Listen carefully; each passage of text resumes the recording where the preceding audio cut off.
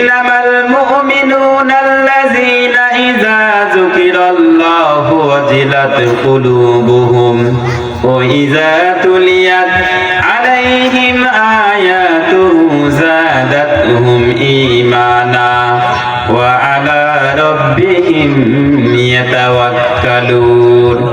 যখন লোকদের সামনে কোরআনের তেলাওয়াত করা হয় আর যারা কোরআনের তেলাওয়াত করার সাথে সাথে যারা শ্রবণকারী আছে, এই শ্রবণকারীদের কোরআন তেলাওয়াতের মাধ্যমে ঈমানদারদের ঈমান যা ছিল আরো আল্লাহ সুবহানাহু ওয়া তাআলা বৃদ্ধি করে দেন। সুবহানাল্লাহ।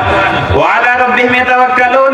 ঈমান এই পরিমাণ বৃদ্ধি হয়ে যায়, এই ঈমানদাররা আর কোন দুনিয়ার কোন মানুষকে ভয় করে না, কোন পরাশক্তিকে ভয় করে না, একমাত্র কেবলমাত্র একজনের উপর ভরসা করে চিৎকার করে বলেন তিনি কে?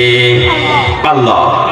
আল্লাহ রাব্বুল আলামিন বলেন কোরআনের মাজলিসগুলোতে এদিক সেদিক বসে থাকা যাবে না, ভয় হুল্লোড় করা যাবে না, চিল্লাচিল্লি করা যাবে না। আল্লাহ রাব্বুল আলামিন বলেন ওয়াইজা কুরিয়াল কুরআনু ফাসতামিউ লাহু ওয়া আনসিতু লাআল্লাকুম তুরহামুন। যখন তোমাদের সামনে কোরআনের তেলাওয়াত করা হয়, কোরআনের আলোচনা করা হয়, তখন তোমরা চাতক পাখির ন্যায় খরগোশের মতো কানগুলো খাড়া খাড়া করে দিয়ে কোরআনের তেলাওয়াত শ্রবণ করো। লাআল্লাকুম তুরহামুন।